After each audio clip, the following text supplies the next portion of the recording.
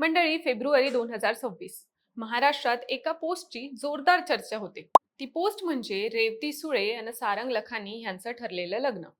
Cut to आता नुकत्याच जाहीर झालेली भाजपची विधान परिषद आमदारांची यादी आणि त्यातलं एक प्रचंड चर्चेत आलेलं नाव ते म्हणजे अरुण लखानी. नागपूरचे प्रसिद्ध उद्योगपती आणि आता भाजपचे विधान परिषद उमेदवार, जे महाराष्ट्राच्या राजकारणात अचानक खूप चर्चेत आले आहेत. मंडळी, अरुण लखानी हे नाव इतकं चर्चेत येण्याचं कारण म्हणजे ते सुप्रिया सुळे यांचे व्याही आहेत. आगामी विधान परिषद निवडणुकीसाठी नुकतीच भाजपने रविवारी आपल्या 11 उमेदवारांची यादी प्रसिद्ध केली. या यादीत अपेक्षेप्रमाणे चंद्रपूर, गडचिरोली, वर्धा या विधान परिषदेच्या जागेसाठी उद्योगपती अरुण लखानी यांना भाजपने उमेदवारी दिली आहे. पण या नावाला इतकं राजकीय वजन का मिळतंय? कोण आहेत अरुण लखानी आणि भाजपचा त्यांना तिकीट देण्यामागचा नेमका डाव काय आहे? हे सगळं समजून घेऊयात आजच्या या व्हिडिओच्या माध्यमातून. नमस्कार, मी रुपल आणि तुम्हाला तर माहितीये आपला विषयच भारी. मंडळी, सुप्रिया सुळे यांची मुलगी रेवती सुळे आणि सारंग लखानी यांच्या लग्नामुळे पवार आणि लखानी परिवाराचे संबंध जोडले गेले आहेत. सध्या शरद पवार गट हा विरोधी पक्षात आहे. भाजपच्या उजव्या विचारसरणी विरोधात राष्ट्रवादी काँग्रेस पक्ष शाहू फुले आंबेडकर या विचारसरणीचे प्रतिनिधित्व करणारा पक्ष मानला जातो. पण त्याच पक्षाच्या सुप्रिया सुळे यांचे भावी व्याही असलेल्या अरुण लखानी यांना भाजपनं उमेदवारी द्यायची चर्चा सुरू झाल्यापासूनच राजकीय वर्तुळातून आश्चर्यकारक प्रतिक्रिया उमटल्या होत्या. अखेर भाजपनं अरुण लखानी यांना उमेदवारी देऊ केलीये. पण हे अरुण लखानी कोण आहेत हे जाणून घेऊयात. तर मंडळी, लखानी कुटुंब मूळचं विदर्भातल्या मलकापूर मधले. अनेक वर्षांपूर्वी त्यांचं कुटुंब व्यवसायाच्या निमित्तानं नागपुरात स्थायिक झालं. त्यानंतर लखानी यांनी विश्वराज इन्फ्रा या कंपनीच्या माध्यमातून रस्ते निर्मितीचंही काम केलं.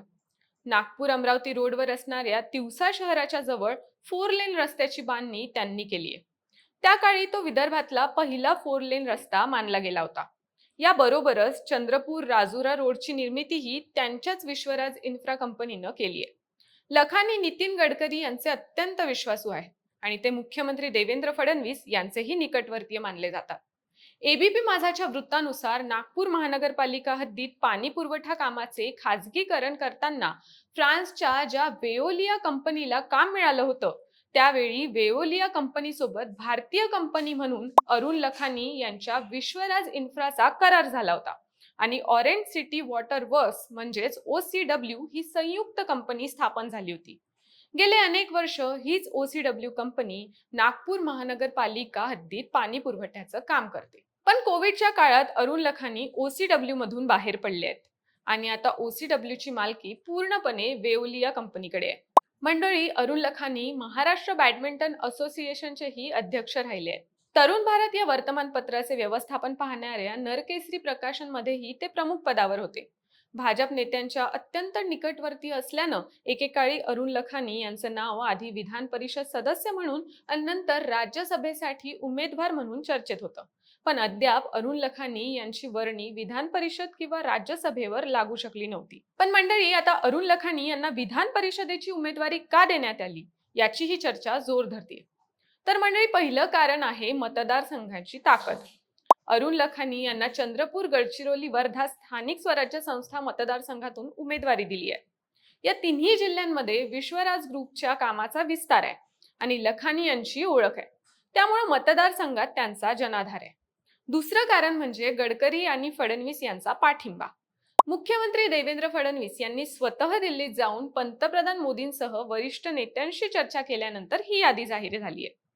राजकीय विश्लेषक सांगतात की लखानी यांच्या उमेदवारी मागे फडणवीस यांचाच हात आहे. तिसरं कारण आहे बेरजेचं राजकारण.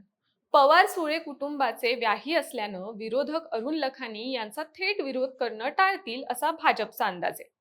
चौथं कारण म्हणजे RSS शी असणारी त्यांची जवळीक. अरुण लखानी यांचे RSS शी जुने संबंध आहेत.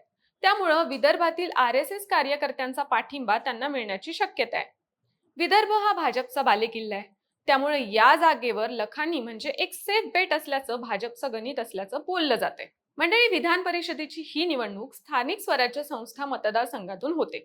म्हणजेच थेट जनता नाही, तर नगरसेवक, जिल्हा परिषद सदस्य असे प्रतिनिधी मतदान करतात.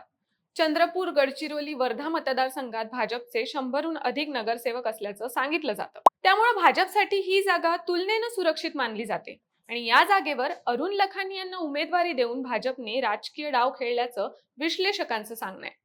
विजयाचं समीकरण जुळवण्यात त्यांना अडचण येणार नाही असा भाजपचा अंदाज आहे. आपल्या उमेदवारीवर अरुण लखानी काय म्हणाले हेही जाणून घेऊयात. एबीपी माझाशी बोलताना त्यांनी सांगितलं, भाजपनं विधान परिषद निवडणुकीसाठी नाव जाहीर केल्यानंतर मला सुप्रिया सुळे यांनी अभिनंदनासाठी मेसेज केला. पवार कुटुंबीय राजकारणातलं मोठं प्रस्थ आणि आता ते आमचे नातेवाईक असल्यानं चर्चा होणं स्वाभाविक आहे. पण राजकारण आणि वैयक्तिक संबंध वेगवेगळे असतात असं मत त्यांनी व्यक्त केलं. त्यांनी सांगितलं, चंद्रपूर, वर्धा, गडचिरोली हा मोठा मतदारसंघ आहे, पण माझा आधीपासूनचा तिथं संपर्क आहे आणि त्या भागात लक्ष्मणराव मानकर ट्रस्टच्या कामाच्या वतीनं मी भरपूर फिरलोय. त्यामुळे मला येथील कामासंदर्भात फारसं चॅलेंज वाटत नाही. मंडळी, भाजपनं विधान परिषदेसाठी कोणाकोणाला उमेदवारी दिली आहे त्यावरही एक नजर टाकूया. तर भाजपकडून विधान परिषद निवडणुकीसाठी कुणाला संधी मिळणार याबाबत गेल्या अनेक दिवसांपासून चर्चा सुरू होती. नावं निश्चित करण्यासाठी अनेक बैठकाही झाल्या होत्या. राज्यात झालेल्या बैठकांमध्ये 48 जणांची नावं फायनल झाली होती आणि ही नावं प्रदेशाध्यक्ष रवींद्र चव्हाण यांनी पक्षाचे राष्ट्रीय अध्यक्ष नितीन नवीन यांच्याकडे सोपवली होती.